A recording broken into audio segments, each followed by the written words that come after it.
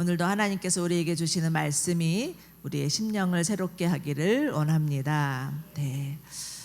얼마 전에 OECD 국가를 대상으로 해서 가치관 조사를 하였는데, 그 가치관 조사에서 미국, 독일, 유럽 등지에 있는 나라에서는 가족이 가장 1순위다 이렇게 대답을 했다고 하고요. 우리나라는 돈이었다고 합니다. 여러분 아마 며칠 전 뉴스에서 보셨겠지만 갓 태어난 아기를 죽여서 5년 동안이나 냉동실에 방치했던 엄마가 구속되는 사건이 있었습니다. 아이를 왜 죽였냐고 물어봤더니 낙태시킬 돈이 없어서 죽였다라는 이야기를 해서 어느새 우리나라가 이렇게 물질과 성공이 전부인 나라로 전락을 해버린 건가? 라는 생각을 하면서 너무나 씁쓸했습니다. 그러나 여러분, 우리 인생에서 무조건 물질이나 성공이나 성취로만이 전부라고 단정 지을 수는 없죠. 하나님께서는 모든 사람들에게 믿는 사람이든 믿지 않은 사람이든 다 모두에게 은총을 주시죠. 일반 은총이라고 하고, 또 우리 믿는 사람들에게는 하나님께서 주시는 특별 은총이 있습니다. 그렇기 때문에 우리는 이 세상의 법을 넘어서 은혜의 법이 항상 존재하고 있다라는 것을 믿어야 하고요. 또 그 은혜의 법을 믿을 뿐만 아니라 누려야 하고, 누릴 뿐만 아니라 전해야 합니다. 사도 바울은 교회에 보내는 편지마다 그 편지의 말미에는 주 예수 그리스도의 은혜가 너희 심령에 있을지어다 라고 축복을 하죠. 오늘도 하나님께서 우리에게 이 은혜의 축복을 주시기를 간절히 바랍니다. 우리 옆에 분에게 이렇게 인사했으면 좋겠습니다. 하나님의 은혜로 충만하십시오. 충만하십시오. 예, 아멘. 네. 오늘 본문은요, 하나님의 은혜가 무엇인지를 아주 잘 보여주는 사건이라고 생각할 수 있습니다. 예수님은 유대인의 절기를 지키기 위해서 예루살렘으로 올라가시죠. 유대인들에게는 1년에 3차례 유월절, 77절, 초막절 절기를 치르기 위해서 예루살렘 성전으로 올라가야 하는 의무가 있었습니다. 예수님도 어김없이 그 전례를 따라서 예루살렘으로 올라가시죠. 우리는 이러한 예수님의 모습을 보면서 하나님의 말씀에 순종하는 예수님, 그리고 하나님께서 주신 절기를 통해서 하나님의 은혜와 사랑을 경험하고 몸소 경험하고 누리기를 원하는 예수님, 그 예수님을 묵상해 볼 수 있습니다. 하나님께서 우리에게도 귀한 절기를 주셨죠. 사순절, 부활절, 성령 강림절, 추수감사절, 크리스마스 등등이 있는데요. 이러한 절기를 통해서 하나님을 더욱 기억하고 하나님의 은혜를 묵상하는 저희 모두가 되기를 축원합니다. 예수님께서 예루살렘에 가셔서 발길을 옮기신 곳은 베데스다라는 무디였습니다. 베데스다는 예루살렘에 있는 문 10개의 문 중에서 한 문이죠. 그 중에서 양의 문이라는 곳으로 이제 들어가는데, 베데스다는 양의 문 옆에 있는 연못이었습니다. 여러분, 양의 문이란 것은 어떤 기능을 하는 문인지, 그 하나님께 제물을 드리기 위한 모든 동물들, 양이나 염소들이 들어가는 문이 양의 문이었습니다. 그런데 요한복음 10장을 보면 예수님께서 자신을 뭐라고 표현하세요? 양의 문이라고 표현을 하시죠. 그러면서 연이어서 하셨던 말씀은 누구든지 나로 말미암아 들어가면 구원을 얻고 또 들어가고 나가며 꼴을 얻으리라, 이렇게 말씀하셨습니다. 자, 지금 이 베데스다 못들 들어가기 위하여서 양의 문 곁을 지나가는 예수님, 그 예수님을 한번 상상해 보시기 바랍니다. 예수님은 우리를 구원하시기 위하여서 친히 희생 제물이 되어 주셨죠. 어린 양으로 오셨습니다. 세례 요한이 예수님을 보자마자 보라, 세상 죄를 지고 가는 어린 양이로다, 이렇게 고백하는 것처럼 우리를 위해서 이 땅에 오신 어린 양 되신 예수님, 그 예수님을 묵상하는 시간이 되기를 소망합니다. 그리고 이 베데스다에서 일어난 사건은 이를 입증하고 있다고도 말할 수 있는데요. 베데스다 못 주변에 있는 그 못은 5개의 기둥이 있는데 행각이라고도 하죠. 이곳에서는 주로 사람들이 모이는 공공장소로 매우 아름답게 지어진 행각이었습니다. 그런데 아이러니하게도 이 연못 주변에는 수많은 병자들로 인산인해를 이루고 있죠. 특별히 세 부류의 환자들이 나오는데 눈먼 사람들, 다리 저는 사람들, 중풍병자들, 중증 장애인이었습니다.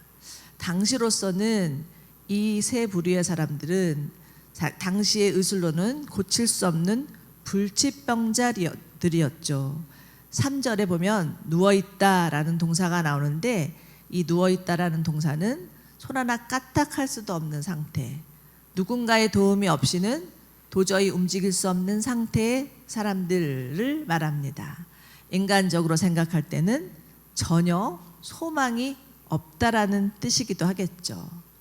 자, 이 모습도 여러분 한번 머릿속에서 상상해 보시기 바랍니다.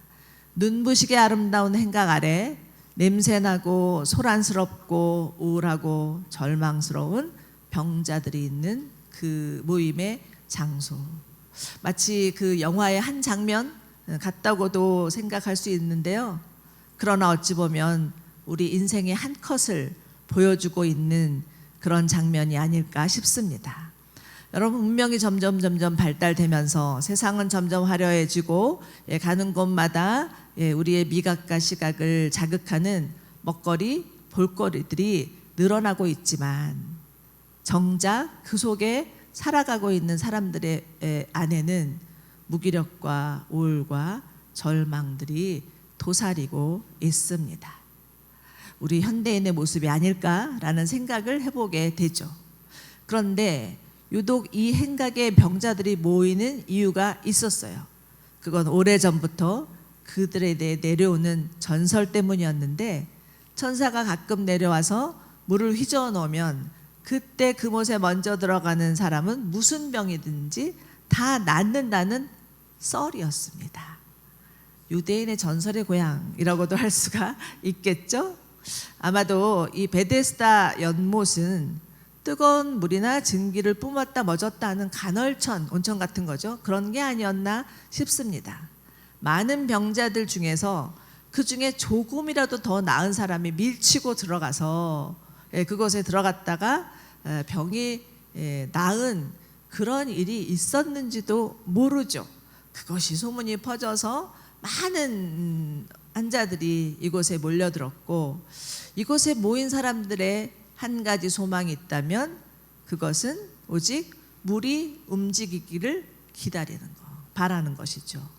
그리고 어떻게든 그 타이밍에 맞춰서 그 연못에 들어가는 것이 그곳에 모인 사람들의 유일한 소망이라는 거죠. 언제가 될지는 모르지만 그들이 가지고 있는 한 가지 소망, 그것을 기다리며 있는 자들이 베데스다 연못에 모인 자들이었습니다. 그런데 저는 이 모습 또한 우리들의 모습이 아닌가, 세상의 모습이 아닌가라는 생각을 해봅니다. 하나님에 대한 혼란, 종교적 미신, 이런 것들이 점점 더해지고 있는 것 같아요. 하나님을 믿는다고 하지만 하나님이 아닌 세상의 헛된 소리에 희망을 걸고, 또 요즘 보면 얼마나 타로, 점, 오늘의 운세, 별자리 등등에 자신의 운명을 걸고 있는 사람들이 많은지 모릅니다. 이게 바로 그 베데스다 연못에 있는 사람들의 그런 모습, 우리의 모습이라는 생각을 해보게 됩니다. 그런데 중요한 것은 예수님이 그곳으로 가셨다라는 거예요.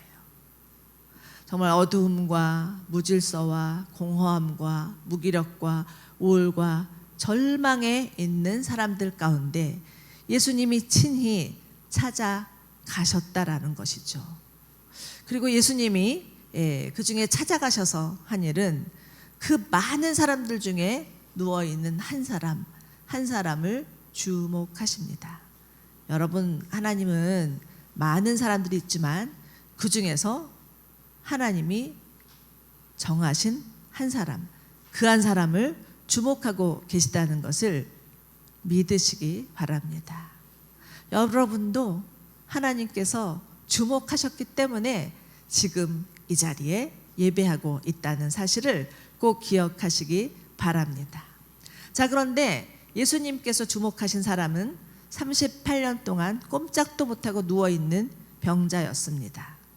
당시 38세라 하면요, 그 당시 평균 연령으로 보면 아주 그 높은 횟수입니다. 요즘은 뭐 100세 시대 정말 되어서 90세 어르신들, 또 100세까지 가시는 어르신들도 있지만, 그 당시는 평균 연령이 뭐 30세, 35세 요 정도였다라는 거예요. 그러니까 일평생 아무 소망도 없이 그저 누워만 지내었던 사람이 이 38년 된 병자였습니다. 아마도 그는 베데스다 연못에 누워있기는 하지만 그 마음속으로는 아무도 내 병을 고칠 수가 없어. 나는 아무런 희망도 없어. 내 인생은 끝이야. 이렇게 생각하면서 그저 목숨을 연명하고 살고 있었는지도 모릅니다. 그러나 6절이죠. 예수님은 그가 누워있는 것을 보셨다. 그리고 그가 이미 오랫동안 앓고 있는 것을 아셨다라고 말씀하십니다. 여러분 주보에 6절을 보시고 아시고의 동그라미를 쳐보시기 바랍니다. 예수님은 한 사람의 인생을 보고 계십니다. 그가 어떤 삶을 살았는지, 어떤 생각을 하고 있는지, 지금은 어떤 상태인지를 다 알고 계시다라는 거죠. 어제 큐티였나요? 예. 하나님께서 애굽에 있는 내 백성이 억압당하는 것을 분명히 보았고 그 신음소리를 들으시고 그들을 구원하시기 위해서 오셨다라고 말씀하고 있습니다.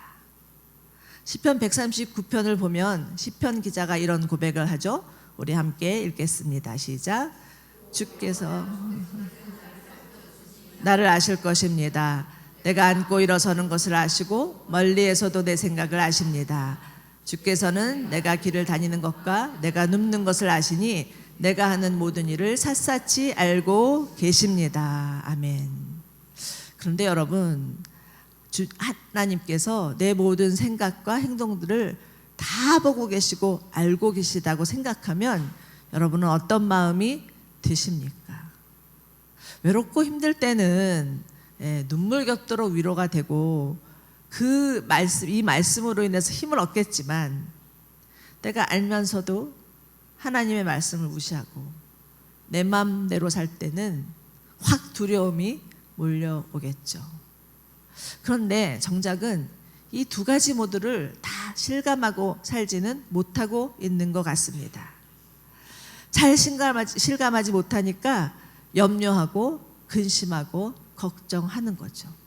잘 실감하지 못하니까 함부로 말하고 함부로 행동하고 몰래 죄 짓는 거겠죠. 정말 우리 주님이 다 보고 계시고 다 알고 계시다는 것을 믿는다면 우리의 마음도 삶도 이 세상도 달라질 것이라 생각이 됩니다. 예수님은 지금 이 38년 된 병자가 어떠한 마음으로 살고 있는지를 다 알고 계셨습니다.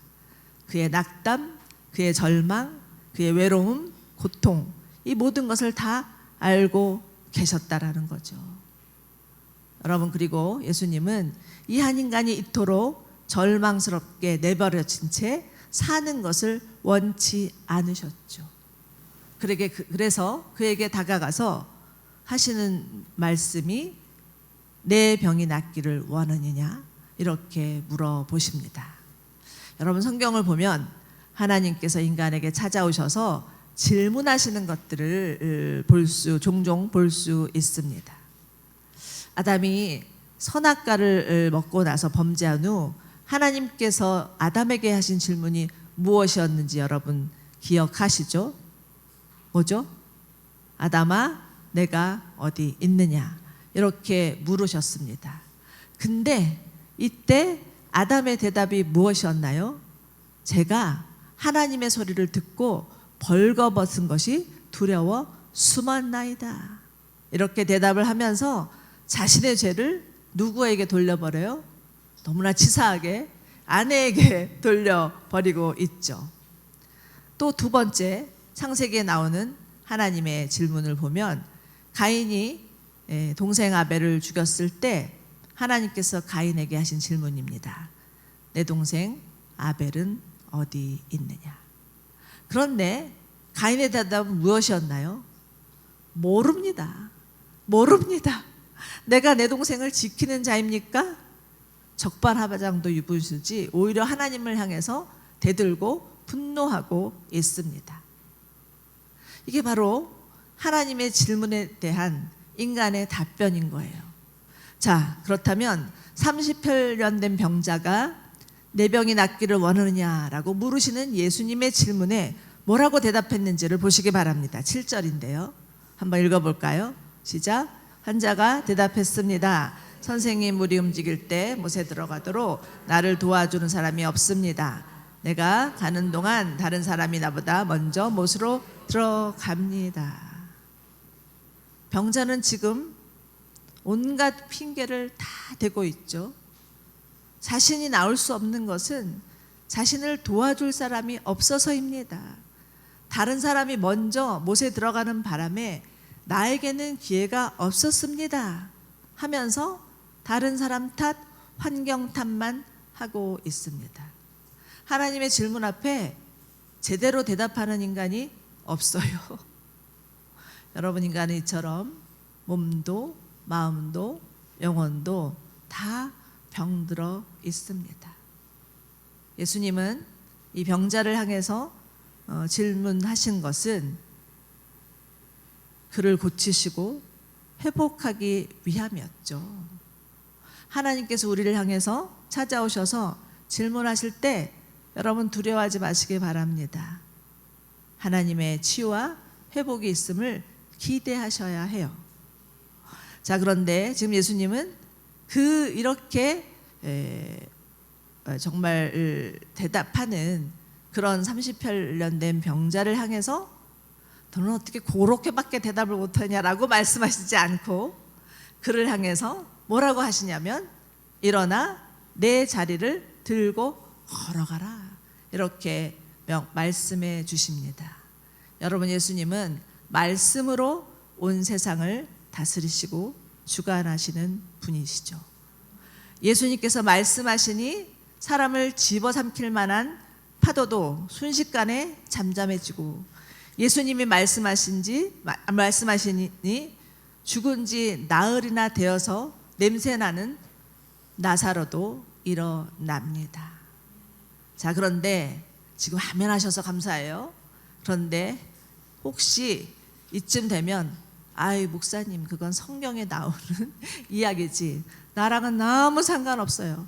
내가 하다못해 정말 내 허리를 낳을 것이라고 열심히 기도했는데 내 허리는 낫지도 않고 있고 집이 팔리게 해달라고 기도했는데 내 집에는 한 사람 보러 오는 사람이 없고 우리 아이는 여전히 공사 중입니다 라고 말할 수밖에 없는 그런 우리들의 입장이 있습니다.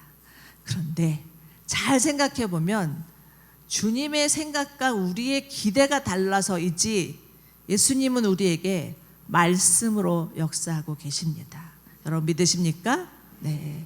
지난주 큐티와 기도를 통해서 여러분에게 들려주신 하나님의 음성이 무엇인지를 잘 돌이켜 보시고 생각해 보십시오.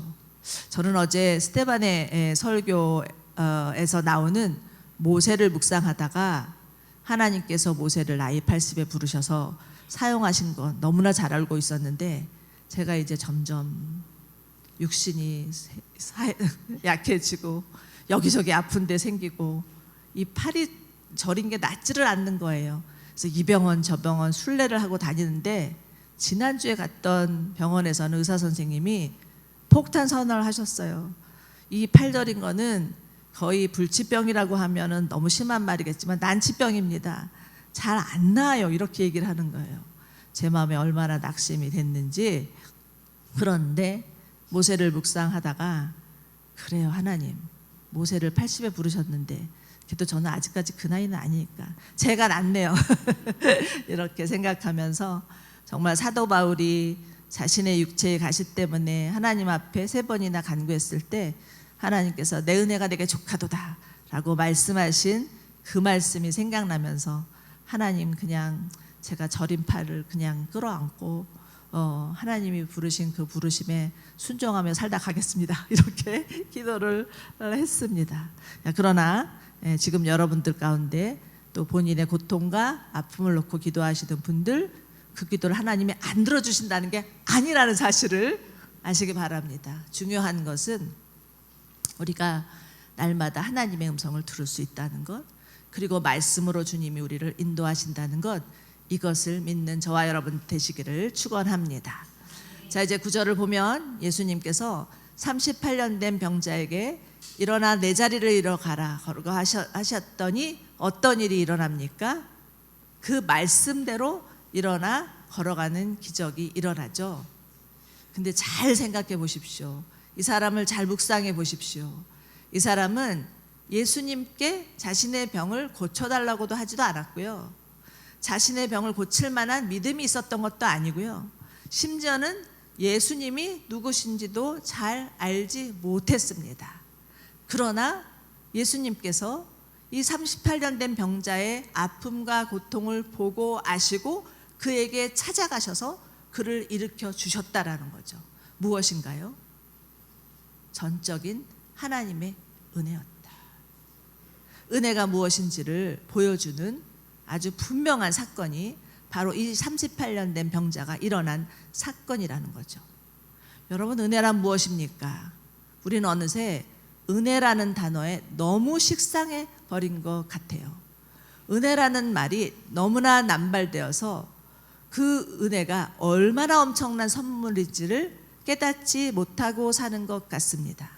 그러나 여러분, 은혜는 우리가 상상하는 것 이상의 것이죠.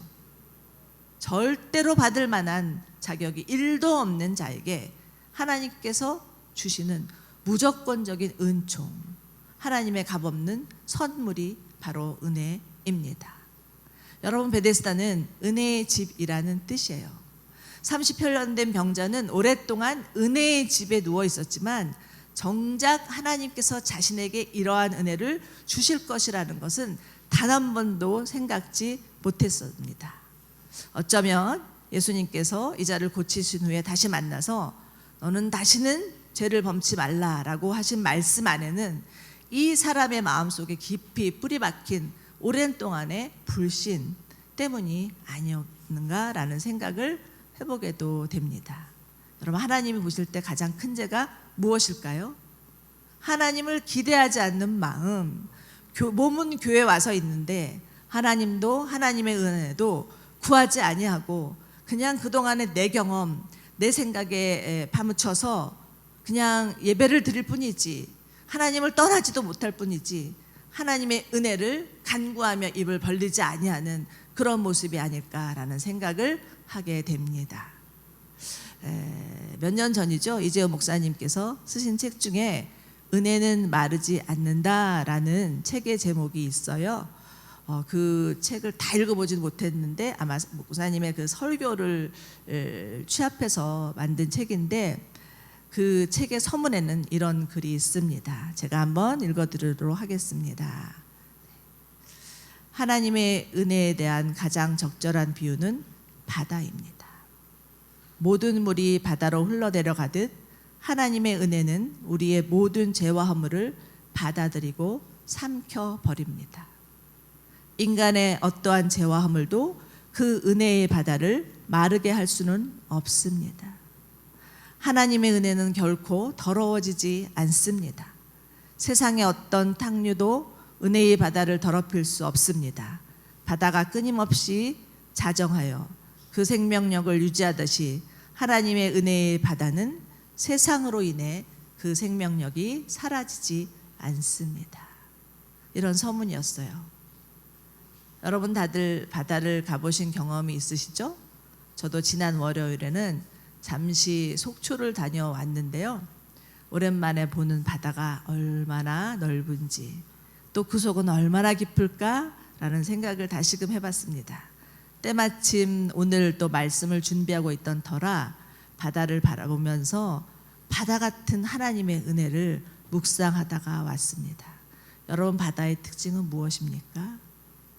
바다는 언제나 그 자리에서 넘쳐나고 있다는 것입니다.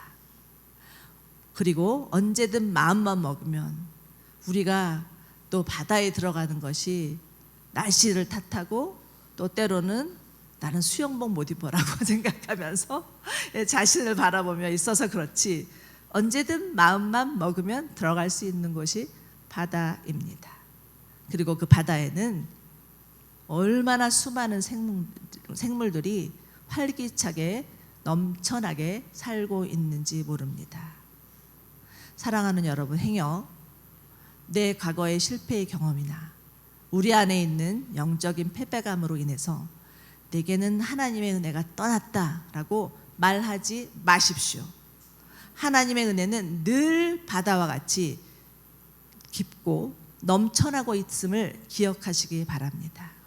예수님은 우리에게 바다와 같은 은혜를 주시기 위해서 이 세상에 오셨습니다. 자, 그런데 10절을 보십시오. 어이없는 사건이 하나 터지는데요, 38년 된 병자가 일어나서 자리를 들고 걸어가는 것을 보고는 태클을 거는 사람이 있었습니다. 누군가요? 유대인들이었죠.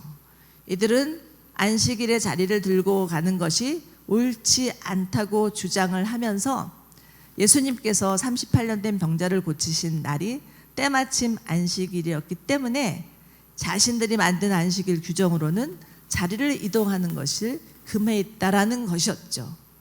그러나 이것은 어디까지나 이들이 만든 안식일 규정이었습니다. 여러분, 안식은 하나님께서 우리를 위해 주신 것이죠. 일주일 동안 내내 노동하다가 잠시 멈추고 하루를 쉬면서 주님을 바라보고 주님께 예배하고 주님 안에서 쉼을 누리고 그 안에서 하나님의 은혜가 어떠한 은혜인지를 묵상하라고 주신 날이 안식일인데, 세월이 갈수록 이 안식일에 대한 규정이 변질되면서 안식일이 사람을 위해 있는 것이 아니라 사람이 안식일을 위해서 사는 것처럼 되어 버렸다는 것입니다. 요즘도 정통 유대인 마을에 가면요, 안식일 날에는 절대 운전도 하지 못하고 요리도 만들지 못하고 비가 와도 우산도 펴면 안 된다라고 해요. 왜 우산도 펴면 안 되는 걸까라고 물어봤더니 조사해 보니까 그 말씀에, 하나님 말씀에 안식일에는 천막을 치지 말라, 이 규정이 있어서 안식일도 천막에 해당되는 거기 때문에 절대 우산을 피면 안 된다라는 것까지 같다라는 거예요. 참 기가 막힌 노릇이죠. 여러분, 이곳에 있는 사람들은 이 38년 된 병자가 38년 동안이나 움직이지 못하고 꼼짝 누워있다가 일어나는 것을 보면서 어떻게 했어야 됐어요? 함께 기뻐하고 춤추고 노래하며 감사하며 하나님 앞에 영광을 돌렸어야 했어요. 그런데 무엇이 이들로 하여금 이렇게 마땅히 해야 될 인간의 도리를 못하게 한 걸까요? 이들 안에 있는 율법주의 때문이었다라는 거죠. 여러분, 율법은 하나님께서 우리에게 죄가 무엇인지 그리고 거룩한 하나님의 백성으로 어떻게 살아야 되는지를 가르쳐주는 순기능의 역할이 있습니다. 그러나 율법이 율법주의로 전락하는 순간 얼마나 무서운 일이 일어나고 있는지 경계해야 합니다. 율법주의는 사람들의 시야를 좁게 하고요, 그 마음을 깊은 영적인 잠으로 빠뜨릴 수가 있습니다. 그리고 한번 빠지면요, 절대 헤어나기 힘든 것이 율법주의입니다. 소리 없이 사람을 죽일 수도 있어요. 제 친구는 어린 시절에 어머니가 교회 예배 빼먹으면 지옥 간다고 말하고, 그리고 먹다 남은 밥 남기면 천국 가서도 그 밥 먹어야 된다고 얘기해서 교회도 가기 싫고 천국도 가기 싫었노라고 얘기를 하더라고요. 예수님께서 38년 된 병자를 굳이 안식일에 고치신 이유는 무엇인가요? 복음서를 보면 예수님이 일일이 사람들을 고치시는데 다 안식일에 고쳤다라는 것을 부각하고 있습니다. 왜 그랬을까요? 그날 굳이 안 했으면 이렇게 소란은 없었을 텐데 예수님께서 안식일에 병자들을 고치신 이유는 유대인들을 향한 경고의 메시지이죠. 율법 주의에 갇혀 있는 그들을 향해서 진리가 너희를 자유케 하리라 하신 주의 말씀을 주시기 위한 주님의 사랑이었던 것이죠. 이 베데스다 사건을 통해서, 이 기적을 통해서 하나님이 우리에게 가르쳐 주시는 것은 무엇일까요? 율법은 필요하지만 율법이 사람을 구원할 수는 없다라는 거예요. 인간의 구원은 오로지 우리를 위해서 이 땅에 오신 예수 그리스도의 십자가의 은혜 때문이라는 것을 다시 한번 일깨워주는 사건이 바로 이 베데스다의 기적에 포함되어 있는 그런 교훈인 것을 볼 수가 있습니다. 저는 이제 말씀을 마치면서 그 오래된 영화이지만 바베트의 만찬이라는 영화 한 편을 소개하고자 합니다. 아마 보신 분들 있을 텐데 너무 오래돼서 다 기억 못 하실 거예요. 덴마크의 어느 바닷가 외딴 마을에 마르티나와 필리파라는 두 자매가 살고 있었습니다. 이들은 평생 결혼하지 않고 아주 청빈한 삶을 살면서 자신들보다 더 어렵고 힘든 사람을 도와주는 청교도들이었죠. 이 두 자매가 젊은 시절에는 또 사랑하는 연인도 있었고 자기가 하고 싶은 꿈도 있었습니다. 그런데 아버지 목사님이 결혼하는 것은 경건치 못하다고 그렇게 가르쳤기 때문에 이 두 자매가 독신으로 마을 사람들을 섬기면서 정말 경건하게 그렇게 살고 있었던 것이죠. 그런데 그렇게 마을 사람들을 섬김에도 불구하고 사람들 안에는 시기와 질투와 거짓과 위선으로 점점 더하여 갈 뿐이었습니다. 그런데 어느 날 이 마을에 바베트라는 여인이 찾아오게 되죠. 이 여인은 프랑스 대혁명으로 인해서 가족과 집을 다 빼앗기고 알거지가 되어서 망명한 여인이었습니다. 이 여인의 딱한 사정을 알고는 이 마르티나와 필리파는 이 오갈 데 없는 바베트를 받아들이고 함께 살게 되죠. 두 사람이 정말 재미없게 살고 있다가 바베트가 옴으로 인해서 그 가정에는 활력이 돋아나고 있는 것이 영화의 한 장면으로 나옵니다. 그런데 어느 날 이 바베트가 자기가 오랫동안 갖고 있었던 복권이 당첨돼 갖고 어마무시한 돈 1만 프랑이라고 하는데 뭐 그것을 환상하자면 억 단위라고 또 그러게도 나오는데요. 그 복권이 당첨이 됩니다. 그러니까 같이 살고 있던 마르티나와 필리파는 이제 복권이 당첨되었으니까 이 바베트가 떠나겠구나라고 생각을 하면서 아쉬워하는데요. 이 바베트가 그 복권에 해당되는 그 돈을 다 털어서 프랑스에 가서 온갖 진기한 그런 요리들을 만들 준비를 하고 그렇게 대단한 만찬을 준비하고자 하면서 준비하는 장면들이 그 영화에 나오고 있습니다. 근데 이것을 본 두 여인의 그 청교도인들, 이들은요 그 모습을 바라보면서 기뻐하는 것이 아니라 감사하는 것이 아니라 어떡하지? 혹시나 그 비싼 그 만찬 때문에 우리가 그동안 살아왔던 청교도적인 삶이 훼손되지는 않을까 염려를 합니다. 또 가난한 그 마을 사람들은요 우리가 그런 만찬에 초대받아서 가도 될까? 라는 생각을 하면서 주저합니다. 그런데 이제 다가오고 있는 거예요. 바베트의 만찬을 초대받은 그 날이 다가오고 있는 거예요.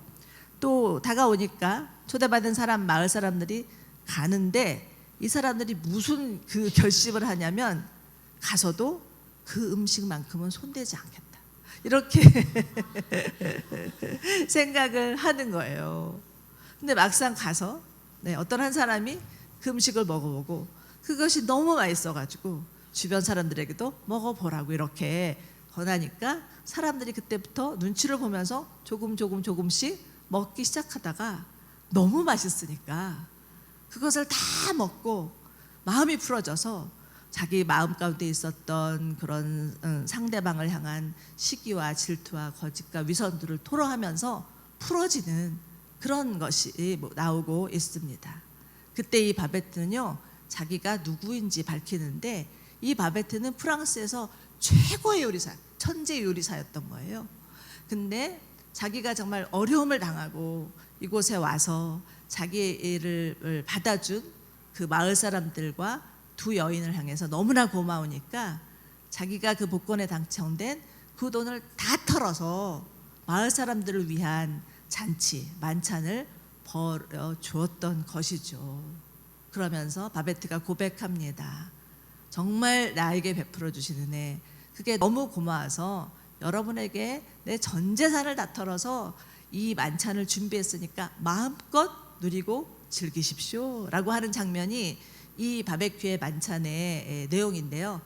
바베트의 만찬은 하나님의 은혜가 무엇인지를 한 사건을 통해서 보여주고 있는 것 같습니다. 요즘 저희는 너무나 세상이 각박하고 삭막하고 메말라 있다라는 말들을 하죠. 그러나 하나님의 바다와 같은 은혜는 절대 마르지 아니하고 우리 곁에 항상 넘치도록 있다라는 것을 꼭 기억하시기 바랍니다. 여러분, 하나님의 은혜를 경험해야 믿음이 생기고 믿음이 자라야 건강한 신앙인으로 살아갈 수 있습니다. 교회가 타락하는 이유는요, 하나님의 은혜를 망각하고 하나님의 은혜를 왜곡시켰기 때문이죠. 그리고 또 교회의 부흥은 언제나 은혜의 각성으로 시작된다는 것을 기억하시기 바랍니다. 행여 정말 사랑한다는 이유로 은혜 아닌 율법의 잣대로 사람들을 비난하거나 판단하거나 정죄하는 일이 있었다면 주님 앞에 나아가 회개하는 저희가 되기를 간절히 소망합니다.